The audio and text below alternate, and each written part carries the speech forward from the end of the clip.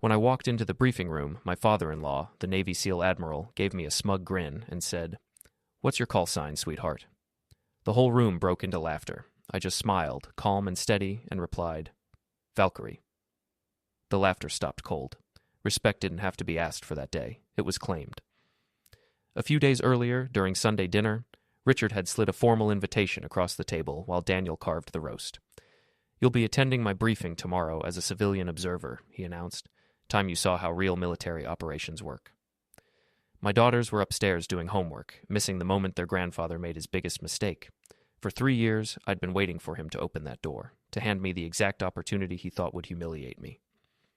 The invitation sat neatly between the mashed potatoes and green beans, the Naval Station Norfolk letterhead shining under the chandelier's light. Luke's knife froze halfway through slicing, recognizing the trap his father was setting, though he didn't know I'd been preparing for it since the day Richard decided I wasn't good enough to carry the Hawthorne military legacy. "That's thoughtful of you, Dad," Daniel said, careful, every word measured like a man navigating a minefield. His hand found mine under the table, an unspoken apology for the embarrassment he assumed I'd face. What he didn't realize was that the invitation was my opportunity, not Richard's. The Admiral leaned back in his chair, satisfied, his posture still sharp with authority even in civilian clothes. At 62, he was a man built entirely of discipline and ego.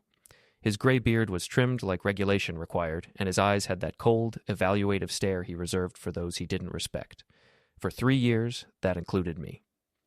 "Well," he said, slicing into his steak with deliberate force, "someone should learn what real service looks like. Before we dive deeper into this story, I have one small request. Please subscribe, drop a like, comment, and hit that hype button to boost this channel so more people can discover these incredible Reddit stories. All this civilian flying, medical transport nonsense, it's fine work, I guess, but not the same as true military operations. Whole different league." His tone was so practiced it almost sounded casual, the kind of condescension he'd honed over endless dinners meant to remind me of my supposed place. To him, I wasn't a pilot or a veteran. I was just a glorified ambulance driver with a helicopter license. He'd repeated that fiction so many times, even Daniel sometimes forgot what I'd done before we met. Before I swapped my military call sign for a civilian registration number, my medevac company, Lifeline Aviation, operated out of a small hangar at Norfolk Regional. What Richard didn't know, what I'd intentionally kept buried, was that we had classified contracts with 3 government agencies. The tourist helicopter story he bragged about at the Officers Club had been a cover my partner Sophia, a former Army medic who'd lost her leg in Kandahar, created to protect the truth. We let Richard live in his illusion. It made his world easier, and it kept my peace intact. "I appreciate the opportunity, Admiral," I said softly, my voice measured and polite, the tone I'd perfected to keep Luke's career safe.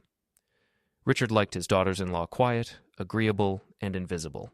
For 3 years, I'd given him exactly that. After dinner, while Daniel cleared dishes and Richard retreated to his recliner to watch another war documentary, I stood at the sink, staring at my reflection in the dark window. The woman looking back was smaller than she used to be, muted, careful, domesticated. She wore cardigans instead of flight suits, carried diaper bags instead of survival packs, and attended PTA meetings instead of mission briefings. But behind that quiet disguise, Major Brianna Mitchell still existed.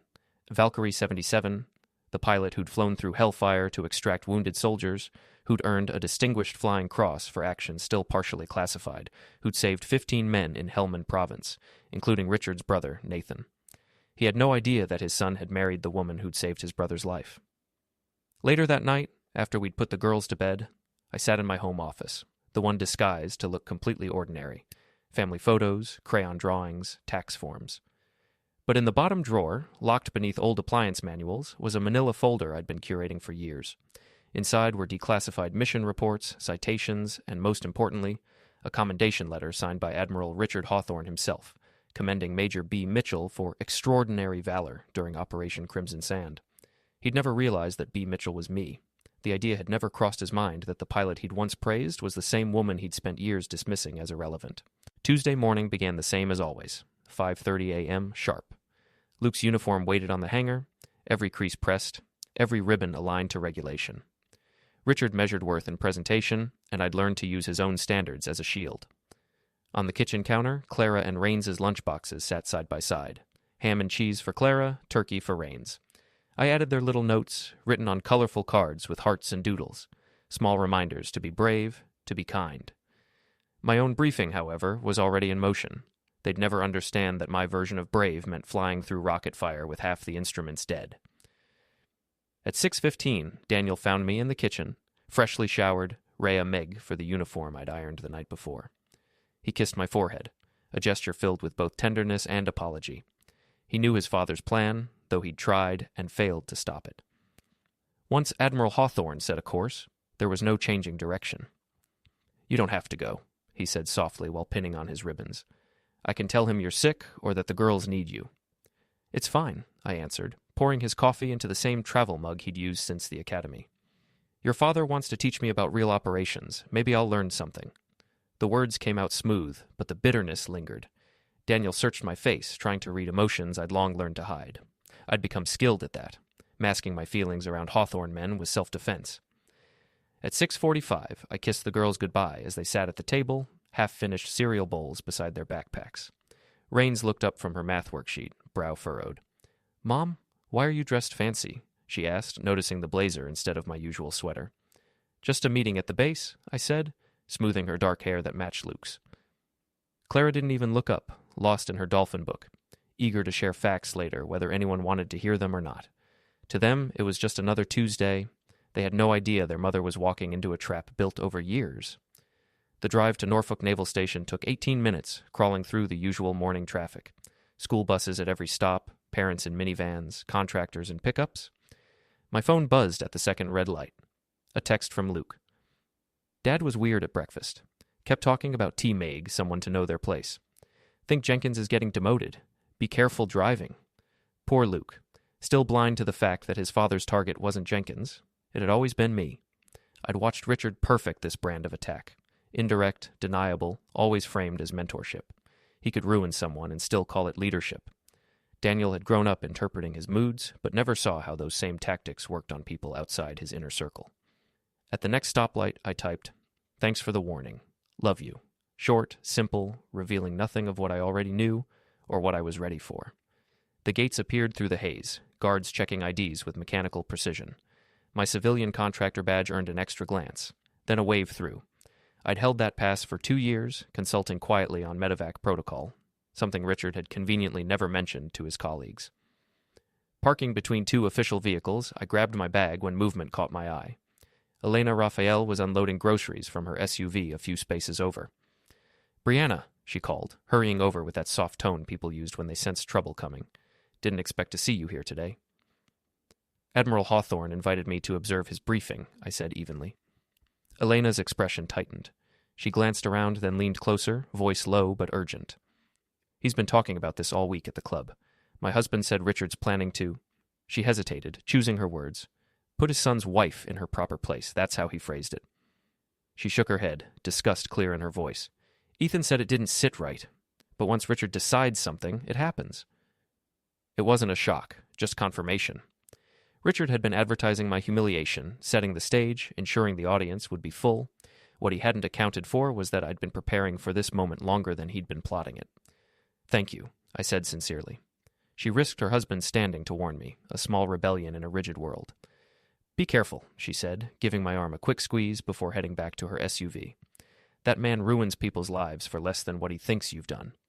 Inside the administrative building, the temperature dropped sharply, the air conditioning fighting the Virginia humidity with military efficiency. The lobby hummed with movement, uniforms briskly passing, civilians waiting near the security desk. I approached where Petty Officer Mason sat behind the counter, his posture straight, his clipboard neat. "Civilian consultant for Admiral Hawthorne's briefing," I said, sliding my ID forward. He checked it, then frowned, running his finger down the list twice. "Ma'am," he said finally, looking confused. "You're on the list, but—" He hesitated, clearly trying to phrase the next part carefully. "It says civilian consultant, but there's also a note here that you're the Admiral's daughter-in-law," Mason said carefully. "Do you need a visitor badge, or should I call someone to escort you since you're family?" "Visitor badge is fine," I replied, watching him wrestle with the contradiction in his orders. "I'm here in a professional capacity." He hesitated, but he wasn't about to question the chain of command. A few keystrokes later, the printer spat out a badge labeled Civilian Consultant in bold letters. He handed it to me along with directions to Conference Room B on the 3rd floor. As I clipped it to my blazer, I caught voices nearby. 2 young lieutenants by the elevator, trying to keep their conversation low but failing. "Heard the Admiral's planning something big for today's briefing," one said, his posture stiff with nervous excitement. Something about proving a point.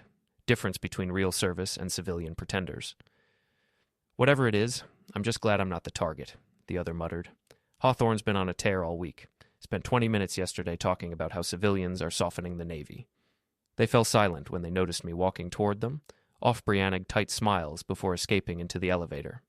I waited for the next one, using the pause to steady myself, to breathe, to remind the part of me still wired for combat that this wasn't an ambush I'd walk away from. It was one I'd end. The third-floor restroom was empty when I entered, the fluorescent lights harsh and unflattering. The mirror didn't lie. It showed the woman I'd allowed myself to become under Richard's constant pressure, a smaller, quieter version. My shoulders had learned to curve inward, my tone softened until it no longer carried command, my gaze averted by instinct. The weight of 3 years of submission pressed down like armor I'd worn too long. I squared my shoulders, inhaling deeply until the reflection looking back resembled the officer I used to be, Major Brianna Mitchell, Valkyrie. The door opened behind me, and Lieutenant Harper stepped in, a face I recognized from earlier. She nodded politely, washing her hands beside me, her eyes flicking up with faint recognition before she left without a word. The walk from the restroom to Conference Room B stretched longer than it should have. The hallway was lined with framed photographs of admirals and battle groups, frozen testaments to command and legacy. My footsteps echoed against the polished floors, the cadence of someone marrying toward a reckoning. The door was open when I arrived. Inside, the sound of casual conversation filled the air, the tone of people who wanted to appear relaxed but were hyper-aware of hierarchy. 43 officers filled the tiered seating, their dress whites gleaming under the fluorescent lights. The murmur of conversation was steady, self-assured. Then I stepped through the doorway. The shift was subtle but unmistakable, a brief silence, a ripple of recognition as they realized who I was. Then the noise resumed, louder this time, forced. I could feel eyes tracking me, some curious, others amused. To them, I was the Admiral's civilian daughter-in-law, the one who didn't understand real service. Commander Rafael, sitting near the front, caught my gaze and gave the faintest nod, a silent acknowledgement that he knew something was off, but couldn't risk saying it. I chose a seat in the 5th row, deliberately visible, but not confrontational. Close enough for Richard to make his point, far enough to watch it backfire. The chair was as uncomfortable as I expected, more restraint than support. Conversations around me carried on, technical chatter about flight readiness and training protocols, the kind of topics I'd once briefed generals on. 2 rows ahead, Captain David was recounting a helicopter maintenance fiasco that nearly cost a crew their mission. The irony wasn't lost on me. I'd managed more medevac extractions under worse conditions than these men could imagine, but here I was, the outsider, the civilian, in a room full of people who thought I didn't belong. At 8:58, the room shifted. Voices quieted. Papers were stacked. Phones vanished. Every back straightened in unison, the unspoken choreography of military discipline. The air changed, anticipation heavy as humidity before a storm. At exactly 09 Hauras, the door opened. Richard entered with theatrical precision, moving like a man stepping into his own legend. His uniform was immaculate, ribbons aligned to perfection, shoes polished to a mirror finish. Every inch of him broadcast control, command, and ego. The conversations died instantly. His presence filled the space, loud, suffocating, absolute. His eyes found mine almost immediately, gleaming with smug satisfaction. The faint curve of his mouth looked like a smile to anyone else, but I recognized it for what it was, a predator's grin. He'd waited 3 years for this. I met his gaze, steady and unreadable. Let him think I'd walked straight into his trap. He moved to the podium, deliberate and measured, letting the silence stretch before speaking. "Gentlemen," he began, his voice deep and resonant, the kind that made soldiers instinctively straighten their spines. "And ladies," Richard added smoothly, nodding toward Lieutenant Harper and her colleague with the kind of forced inclusivity that managed to acknowledge their presence while minimizing it at the same time. The slideshow resumed, tactical aviation graphics flick Brianna across the screen, deployment stats, readiness rates, extraction protocols. His voice carried the rhythm of long practice, that precise, emotionless cadence military briefings were built on. Charts glowed on the wall, helicopter maintenance schedules, mission completion percentages, equipment downtime, numbers meant to turn human courage into data points. I sat still, hands folded neatly in my lap, playing the part of the quiet civilian trying to absorb technical information far beyond her experience. Around me, Pens scratched and pages turned. The junior officers scribbled furiously, desperate to impress. The senior ones jotted a note or two out of habit, minds elsewhere. Half an hour passed before Richard made his move. He was in the middle of explaining weather impact on extraction flights when he paused, deliberately, the silence pulling every eye to him. It was the kind of pause that announced a shift, the setup before the kill. He turned from the screen, facing the audience with what might have looked like paternal warmth to anyone who didn't know him. His gaze swept the room, then locked on me with surgical precision. "Before we continue," he said, his tone dipping into something smooth and falsely casual, "I'd like to recognize our special guest today." Every head turned my way. 43 pairs of eyes followed his gesture as if choreographed. "My daughter-in-law has joined us," he said, his emphasis on in-law carrying just enough weight to make his meaning unmistakable. "She flies helicopters herself, civilian work, sightseeing tours over Virginia Beach, I think." His smile spread, just wide enough to look gracious while making his condescension clear. "Perhaps today she'll get a glimpse of how real operations are conducted." A few officers chuckled uncertainly, glancing around to gauge whether it was safe to laugh. Richard gave them permission with a smirk. "Tell me, Brianna," he said, coating my name in sugar. "Since you're a pilot, what's your call sign? Do civilians have those? What do they call you, sweetheart?" He let the silence hang a beat, then delivered the punchline like a man dropping a grenade. "Angel wings. No, wait. Princess." The room broke. Laughter erupted. Loud, unrestrained, the kind that came from relief that someone else had been chosen as the day's entertainment. I watched them laugh. Some wiped their eyes, others nudged each other. The noise filled the space like static. I let them have it. 3 heartbeats. That's all I gave them. Then I stood. The motion was slow, deliberate. My back straightened, my shoulders rolled back, my may lifted. The air shifted before anyone realized why. Laughter faltered, not because they understood yet, but because something in my posture told them they'd misread the situation. My voice was calm when I spoke, clear enough to cut through the fading noise. "It's Valkyrie." 2 words. No explanation, no emotion, just truth, steady and sharp as a blade. The reaction was instant. The laughter stopped mid-breath. Faces froze. Commander Rafael nearly choked on his coffee. He sputtered, coughed once, and then said it aloud. Half whisper, half revelation. "Valkyrie?" The word rippled through the room like a dropped stone. Every officer knew that name. Valkyrie 77, the pilot from Operation Crimson Sand. The legend passed through deployment tents and ready rooms, told in the kind of low voices reserved for miracles. The woman who flew a crippled bird through a firestorm and brought 15 men home, including a SEAL team led by one Master Chief Nathaniel Hawthorne, Richard's brother. You could feel the shift as realization hit. Lieutenant Harper's hand went to her mouth. Captain David's jaw slackened. Somewhere near the back, a young ensign dropped his pen. The metallic clatter sounded like thunder in the silence.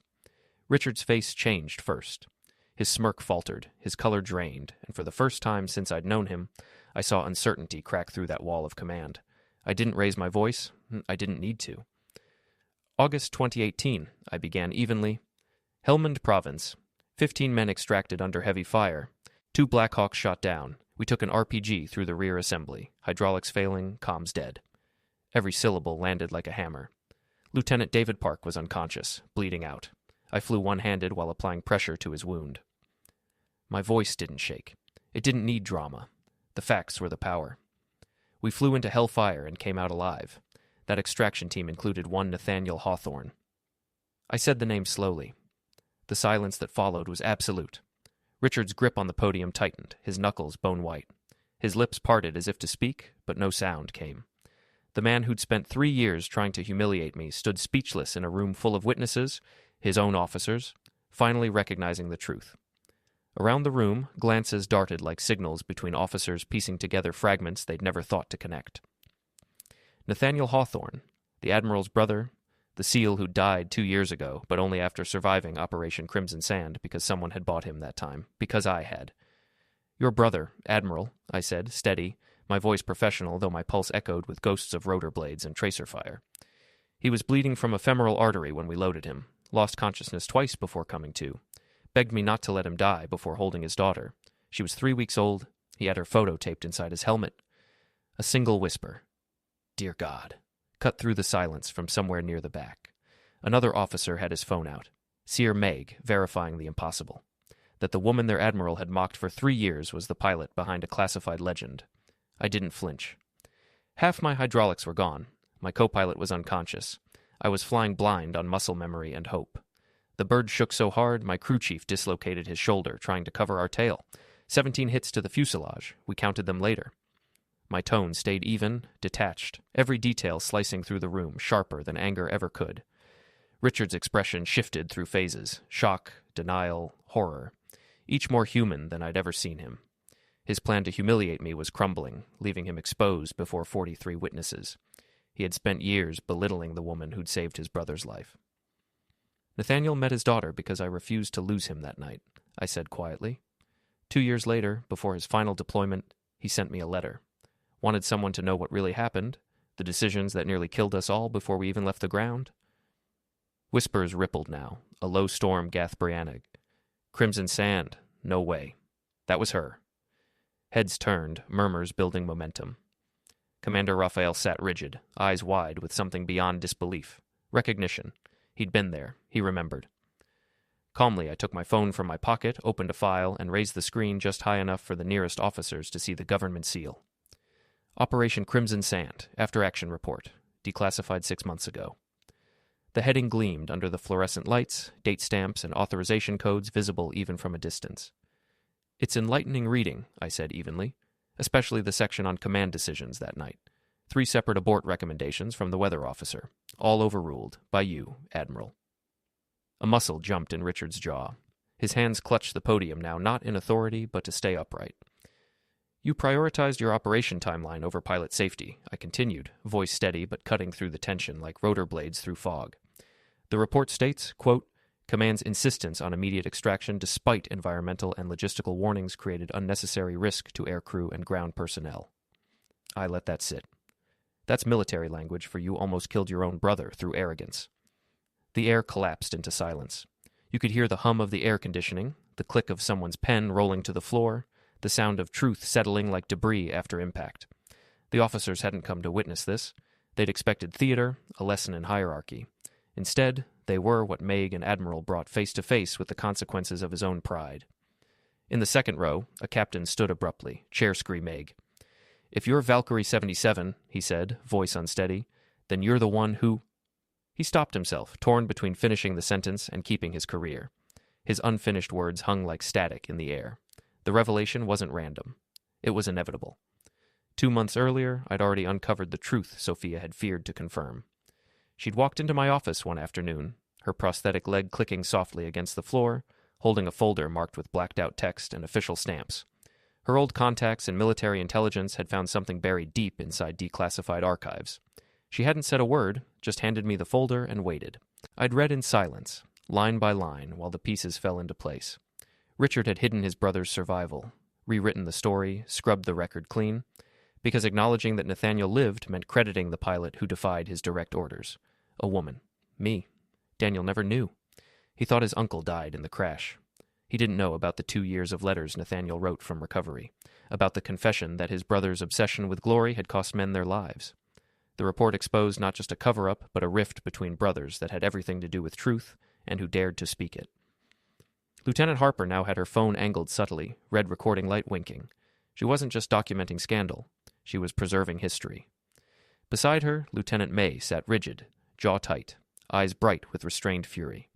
They understood this moment was bigger than me, bigger than Richard. It was about every woman in uniform who'd ever been erased from her own story. I reached into my blazer and pulled out a folded letter, the one I'd kept close for 6 months. The paper was creased, the ink slightly smudged from the times I'd unfolded it at midnight, reading it under the soft glow of my desk lamp when sleep wouldn't come. It was Nathan's handwriting, stubborn, neat, deliberate, his final message before his last mission, the one I'd promised myself I'd reveal when the truth could no longer be denied.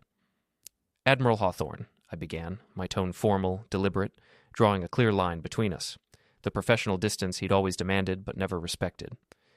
Your commendation letter to Major Brianna Mitchell praised exceptional courage under impossible conditions.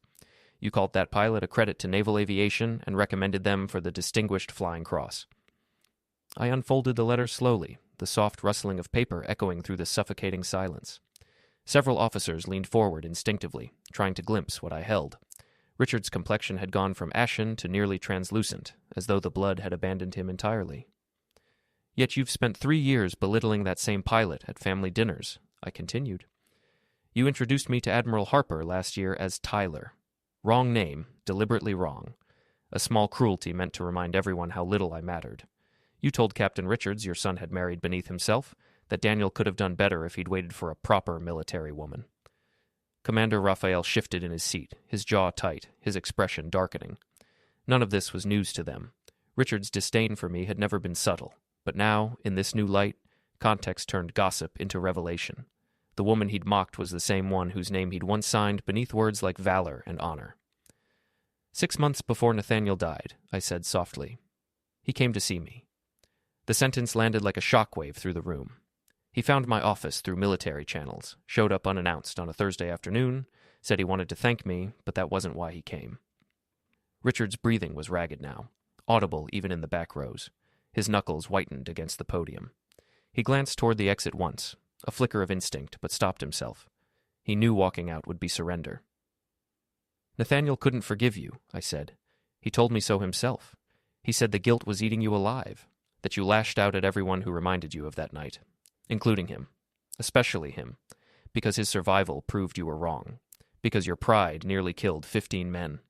I lifted the letter, the pages trembling slightly in my hand, though not from fear. The handwriting, bold, slanted, familiar to anyone who'd ever served with Nathan, spoke for itself. He wanted someone to know the truth before he died, I said. Said he had a bad feeling about his next deployment. Called it intuition. My throat tightened, but I kept my tone controlled. He was right. 6 weeks later, he was gone.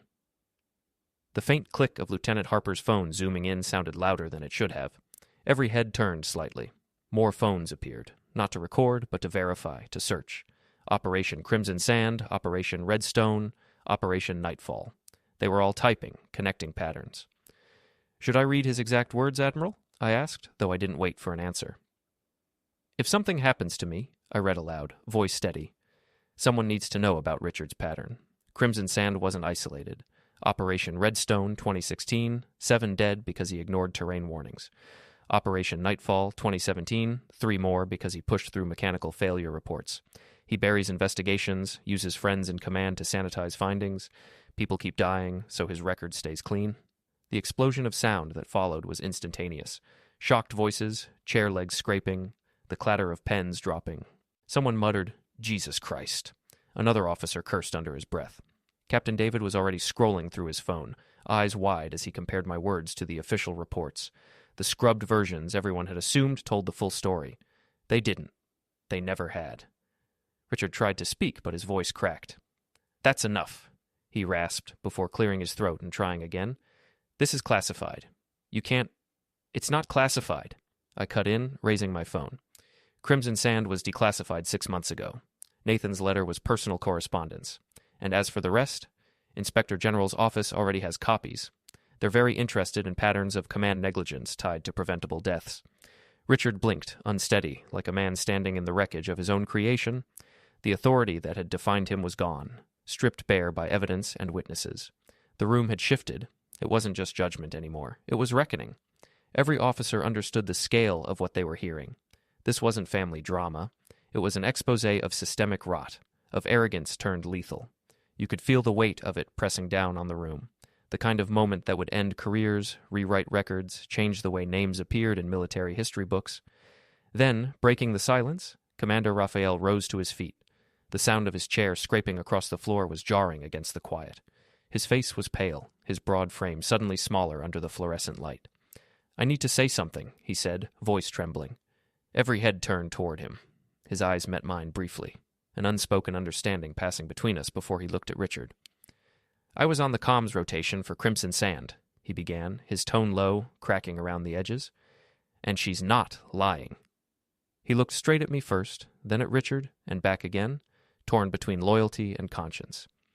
"I was there," he said finally, voice low but firm. "Crimson Sand. I was one of the 15. The air in the room shifted, dense and electric. Every head turned toward him. Captain David's phone slipped from his hand and hit the table with a sharp crack that echoed in the stunned silence. For 3 years, Commander Rafael had sat in this man's briefings, carried out his orders, nodded through his rhetoric, and never once mentioned that he'd lived through the very mission that made Richard's career. "Major Mitchell, Valkyrie," he said, his voice gaining strength. "She saved my life that night. Not figuratively, literally." His eyes burned with the conviction of someone finally unburdened. "I was hit before extraction. Shrapnel in the chest. Couldn't breathe. The medic said I wouldn't make it without immediate evac. But Admiral Hawthorne..." He paused, swallowing hard, the weight of memory pressing against his words. "Admiral Hawthorne ordered us to hold for better weather. Said the parameters didn't justify the risk to aviation assets." Richard's lips parted, but no sound came out. The young aide, Mason, sat frozen, confusion and horror colliding on his face. "She came anyway," Rafael continued, locking eyes with me. "Flew through weather that should have torn that bird apart. I remember lying on the deck, choking on blood, what made her fight the controls while rounds punched through the fuselage. I thought, this woman is going to die trying to save us. Her co-pilot was bleeding out beside me, and she just kept going." His voice cracked but didn't falter. "She flew like our lives were worth it, every one of them." He turned toward the others now, no longer addressing me, but the entire room. When we got back, the after-action report criticized the decision to launch under those conditions. It named command errors. But Admiral Hawthorne buried it, used our survival as justification for his promotion, took her success and wore it like armor. You could have heard a pin drop. Then Captain David rose, the lines of his weathered face deepening. "Operation Redstone 2016, he said quietly, but the steel in his tone carried. 2 men lost because he refused to delay for maintenance checks. Said operational tempo mattered more. Report called it equipment failure, but every mechanic in that hangar knew those parts were compromised." His eyes met Richard's. "We just didn't have the rank to argue." Another voice rose from the back. "Lieutenant Commander. Nightfall, 2017, he said, standing. Overruled weather holds 3 times. Called us cowards for hesitating. Lost a helicopter and 3 souls." His voice broke. "Pilot error," the report said. "I was on that review board. It wasn't pilot error." The tide broke then. Story after story, officers standing one by one, each account another stone thrown into the crumbling foundation of Richard's authority. Operation Falcon Run. Joint exercise off Crete. He cut safety drills to meet readiness quotas. The room was alive with testimony, the dam of silence collapsing under years of suppressed truth. My phone buzzed in my pocket. I glanced down. A message from Sophia. "It's done. Files are out. Journalists have them. CNN wants comment." My breath caught. We hadn't planned to go public. Not yet. But Sophia knew me too well. She'd watched me endure Richard's quiet cruelty for years, watched me trade pride for peace to protect Daniel and the girls. She'd decided the truth deserved more than a briefing room. Lieutenant Harper had lowered her phone but kept it recording, her expression unreadable but resolute. Beside her, Lieutenant May's cheeks glistened with tears, not of sadness, but of recognition, of long-denied validation. Around the room, whispers rippled, fragments of disbelief giving way to understanding. Valkyrie, Crimson Sand, Redstone, Nightfall. History was being rewritten in real time, and they were all witnesses. Then, movement at the front. Lieutenant Mason, the aide who'd been silent since the first revelation, stood abruptly, his face pale, his voice trembling. "Last week," he said, and the crack in his tone made everyone still. "Admiral Hawthorne ordered me to destroy documents related to Crimson Sand." The words hit harder than any accusation so far. He said it was routine record maintenance. But when I saw the contents, original communications, weather reports, 3 separate abort recommendations, I knew what they were. Evidence. His voice grew stronger, conviction overtaking fear. "I didn't destroy them. I couldn't. My father flew in Vietnam. He taught me integrity comes before obedience, so I copied everything and sent it to the Inspector General's office yesterday." He hesitated, scanning the room. "They confirmed receipt at 800 this morning." A stunned murmur swept through the room. Richard's head jerked toward him, disbelief turning to panic. His mouth opened, but his voice failed. The mighty admiral, undone by the loyalty of his own aide. Mason straightened his uniform, his young face lined with something older than years. "This isn't just about one mission," he said quietly. "It's about a system that rewards silence and punishes truth. Good people died for numbers on a spreadsheet, and the heroes who saved them were erased to protect reputations." He looked directly at me. "Major Mitchell, Valkyrie." The way he said it wasn't an address. It was acknowledgement, the kind of respect that didn't need applause or rank to validate it. In that moment, the hierarchy collapsed. The Admiral wasn't the commanding officer anymore. He was just a man stripped bare by truth, while the woman he'd tried to humiliate stood taller than any medal he'd ever earned. "She represents everyone whose sacrifice got rewritten to make someone else look good," Mason said, voice shaking with conviction. That single sentence broke whatever fragile order remained. The room exploded into motion, chairs scraped, voices rose, and for the first time in that building's sterile history, the sound of truth overpowered the chain of command. Officers were on their feet, shouting not in mockery but in outrage, validation, and disbelief. Years of silent obedience cracked open into furious honesty. Someone near the back began clapping, sharp and solitary at first. Then others joined, the applause spreading like fire. But it wasn't celebratory. It was defiance. It was 43 officers rejecting the lie they'd been part of, the culture that had made deception more comfortable than accountability. The sound grew until it filled every corner of the room. Through it all, I didn't move. I sat perfectly still in the 5th row, letting the moment wash over me. For the first time in years, I didn't feel small. I didn't feel like someone's daughter-in-law or someone's burden. I felt seen. What was happening wasn't revenge. It was justice. Not for me, but for every soldier, medic, and pilot whose story had been rewritten to make someone else look competent. The applause slowly faded, leaving behind a silence so charged it felt like the air itself was waiting. Richard stood slumped against the projection screen, the authority gone from his posture. His phone lay face up on the podium, buzzing relentlessly, names flashing across the display that made even the senior officers exchange uneasy glances. Washington was calling. The Pentagon was calling. Everyone wanted to know what had just detonated in this room. Finally, Richard spoke. His voice was cracked, small, the sound of a man who had nothing left to command. "It's all true," he said. The words broke through the hush like a confession wrung out of stone. "You saved Nathan. You saved my brother." He looked at me, really looked, for the first time since I'd said Valkyrie. His voice trembled. "And I spent 3 years trying to erase you because your existence reminded me that I almost killed him." He pushed himself upright, standing without support, though his knees seemed to tremble under the weight of his own guilt. "I threatened Luke's career," he continued, his words falling heavy and uneven. "Told him that difficult wives destroy officers' reputations. I made him believe that keeping you silent was protecting him. But I just wanted you quiet, because every time you stood tall, every time you mentioned flying, I saw my failure reflected back at me." His voice broke on the word failure. Lieutenant Harper, still recording, started to clap. Slow, deliberate, each strike echoing like a gavel. Commander Rafael joined her, then Captain David, then Commander. The sound swelled again, but this time it wasn't chaotic. It was solemn, united, reverent. 43 officers rose in unison, applauding not out of triumph, but recognition. Acknowledgement of truth, of courage, of a story finally set right. Richard stayed where he was, staring into the applause as if it were judgment made manifest. His phone buzzed again, screen flashing.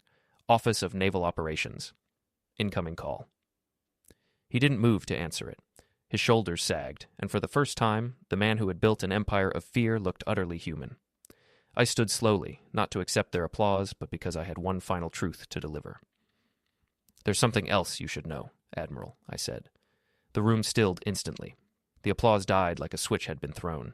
Dozens of officers turned toward me, silent, waiting. "That company you've mocked for years. Lifeline Aviation, the one you call tourist flights and ambulance work." I unlocked my phone and held the screen high. The Department of Defense seal glowed across the display. "Lifeline holds 3 active classified contracts with the DoD. We've been flying medical extractions in combat zones that don't officially exist, places where Americans aren't supposed to be, where the people we save can't ever publicly acknowledge we were there." A ripple of shock moved through the room. Captain David sat down heavily, eyes wide. Commander Rafael ran a hand down his face. Wispy Brianna something under his breath. Every officer in that room knew what those contracts meant. Black operations support, ghost flights, the kind of missions that happened off the books, under absolute secrecy, the kind of missions that only the most trusted pilots were cleared for. "So while you were mocking me at dinners," I continued, "while you introduced me as Luke's wife who flies tourists, I was returning from extraction zones you couldn't even get clearance to enter. While you laughed about my little company, I was flying into places without air support, pulling wounded operators out under night vision, saving men who'll never know my name because their missions never officially happened." Richard's eyes widened, as if each word struck another layer of denial from him. For 3 years, you thought you'd made me small, I said. But I was operating in spaces you'll never touch. Every time you belittled me, I'd already flown through storms that would have grounded half your fleet. A few gasps broke out among the younger officers. Lieutenant May pressed a hand to her mouth. Harper lowered her phone again, but didn't stop recording. She knew this ending mattered. The suburban wife you demanded I become, I said, quieter now, was a disguise, a cover. I smiled at your comments because it kept Daniel safe, because it was easier to let you think you'd won. But while you sat polishing your medals, I was out there earning mine, the ones that don't fit on a uniform. The silence that followed was absolute. Then, as if on cue, Richard's phone began to ring again, a sharp, commanding tone that made every officer's spine stiffen instinctively. The caller ID glowed across the podium screen. Chief of Naval Operations, the highest authority in the entire U.S. Navy. Every pair of eyes in that room turned toward Richard. He stared at the phone like it was a live grenade, his hands trembling at his sides. The call kept ringing, relentless, inevitable. No one spoke, no one moved. The man who had silenced so many was now the one facing silence in return. A silence that meant judgment, exposure, consequence. The truth had finally outranked him. Then he did something no one could have predicted, something that would be spoken about in officer training programs, ethics lectures, and quiet corners of naval bars for years to come. Richard Hawthorne, the immovable admiral, the legend of command precision, reached for his chest. His fingers, trembling but deliberate, began unpinning his ribbons one by one. The Bronze Star, the Purple Heart, the Legion of Merit. Each came loose with a small metallic click that seemed deafening in the absolute stillness. He laid them gently on the podium, arranging them with the same rigid precision he'd demanded from subordinates for decades. It was discipline in collapse, military bearing repurposed for surrender. When the final ribbon came off, the fabric of his dress uniform looked thin, stripped of power and meaning, naked, vulnerable. He straightened his spine, a ghost of his old posture, and met my eyes for the first time, not as an admiral, not as a father-in-law, but as a man undone.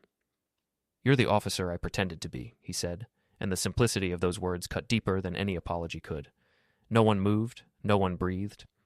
Richard's confession lingered in the air, suspended between shame and respect, until he turned without another word and walked out of his own briefing room.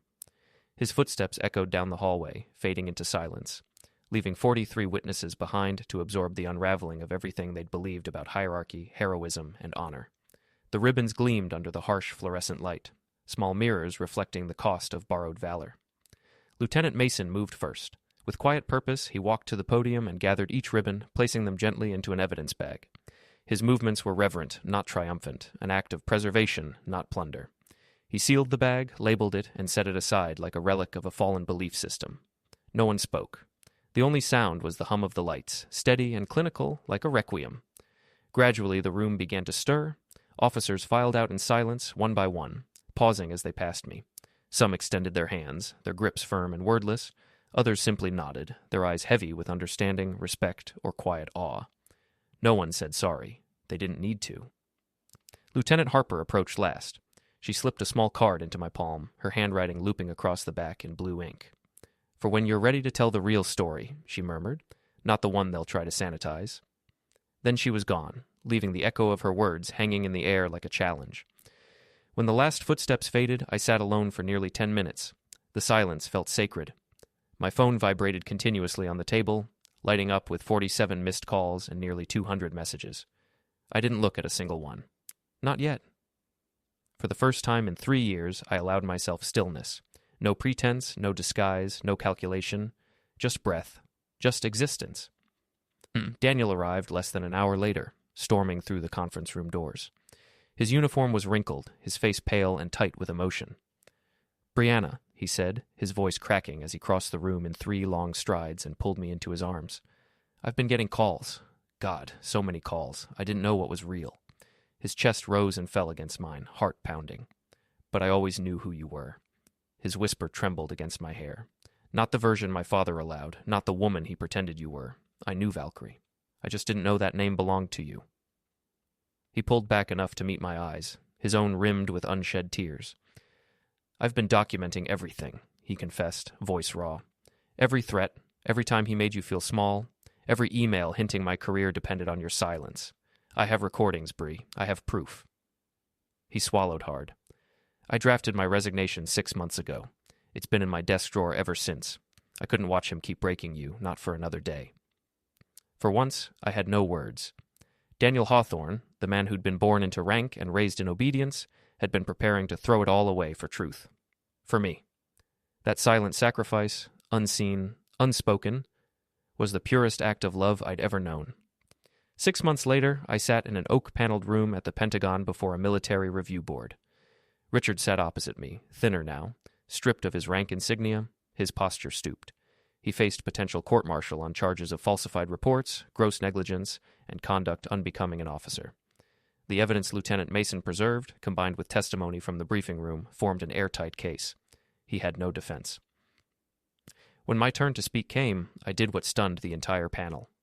"I'm not here to destroy him," I said, my voice steady, carrying across the room with quiet force. "Destroying him would waste the lesson he can still teach." A murmur rippled through the room, but I continued. Admiral Hawthorne represents a systemic disease in our culture, the belief that rank equals righteousness, that authority can't be questioned, that ego is strategy. Make him a warning, not a martyr. Let him retire, but require him to teach ethics. Make him stand in front of young officers and explain how arrogance costs lives, how dismissing expertise because it comes from a woman or a civilian weakens the force more than any enemy ever could. The board deliberated for 3 days before reading a decision. They accepted my recommendation. Richard would retire quietly, stripped of privileges but not imprisoned, his record annotated, not erased. For the next 2 years, he would teach ethics and command integrity at the Naval Academy, his own failures dissected line by line in classrooms full of future leaders. It was justice reshaped into instruction, consequence turned into caution. When I left that hearing, reporters waited outside, but I said nothing. I didn't need to. The truth no longer required my defense. Months later, on a rainy Thursday evening, Clara came running into the kitchen, laptop clutched to her chest. "Mom!" she gasped, her voice trembling with excitement. "Is this you?" She turned the screen toward me. A news headline glowed across it. "The Valkyrie Revelation: How One Pilot Changed the Navy's Definition of Heroism." The article showed a photo of me in my old flight suit, helmet under my arm, standing beside the helicopter that had barely held together in Helmand Province. Clara's eyes were wide, searing my face for truth. "You never told us," she whispered. "I didn't need to," I said softly, setting the kettle on the stove. "You were never supposed to carry my battles. You'll have your own." Outside, thunder rolled across the horizon, the sound of storms breaking far away. Inside, the girls sat at the kitchen table, reading the article aloud in pieces, voices full of awe. Danielle leaned against the counter, watching me. He didn't say a word, but his smile said everything. For the first time in years, I felt no need to hide who I was. The name Valkyrie didn't belong to the battlefield anymore. It belonged to the woman who had learned to rise, even when others tried to make her small.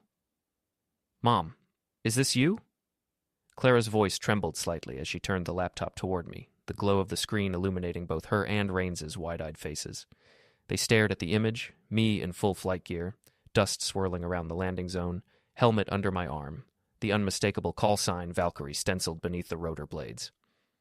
"Yes," I said softly, drying my hands on the dish towel and setting it aside. "That's me." I pulled out a chair and sat opposite them, bracing for what I knew would come next. Rains, the younger but always the more fearless of the two, leaned forward. "Why didn't you tell us?" she asked. "Why did you hide it for so long?" Her voice wasn't angry, just confused, full of the innocent disbelief that a mother could live an entire secret life without her daughters ever noticing. I motioned for them to sit beside me, and they did, folding into their chairs with the same mix of curiosity and reverence I'd once seen in young cadets hearing war stories for the first time. "Sometimes," I began, choosing my words carefully, "the greatest strength isn't in showing the world everything you can do, it's in knowing when not to." They exchanged a glance, listening quietly. "For 3 years, I chose peace over pride. I chose to protect our family's safety, your father's career, and your childhood from the chaos that truth can bring. That wasn't cowardice. It was strategy. It was discipline." Rains frowned, her brows knitting the way mine used to before difficult missions. "But wasn't it lonely?" she asked. I smiled faintly. "Sometimes, but I wasn't hiding who I was out of shame. I was waiting for the right moment, when the truth could do the most good instead of the most harm. There's power in patience, and sometimes silence is the most strategic weapon you have." Clara's hand slid across the table, her smaller fingers wrapping around mine. Her expression had shifted from shock to something more solemn. "Grandpa knows now, doesn't he?" she asked quietly. That's why he's different.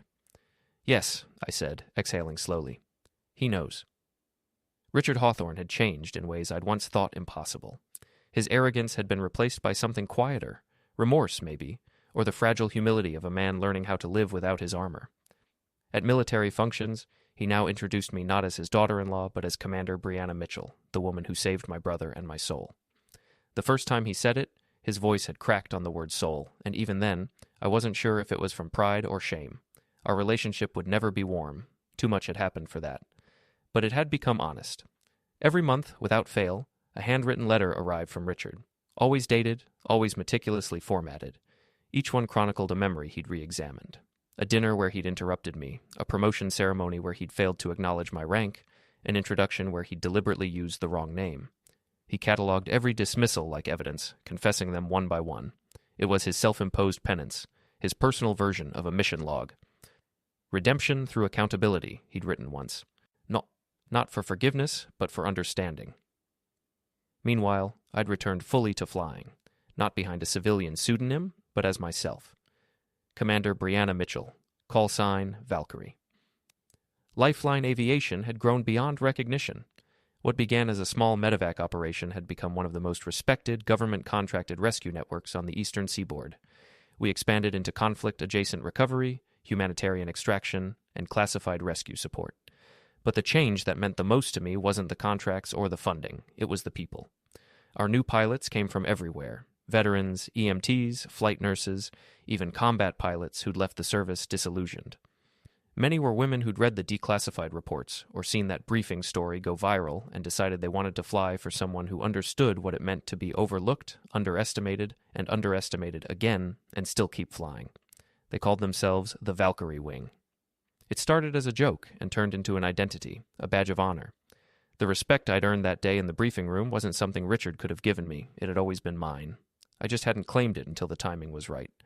Because sometimes victory isn't about defeating your enemy. It's about making them see you, making them recognize your strength, and forcing them to live with that truth every single day. Revenge fades, recognition endures. Clara leaned her head against my shoulder. So, you were a hero the whole time, she said, voice barely above a whisper. And you just let people think you weren't?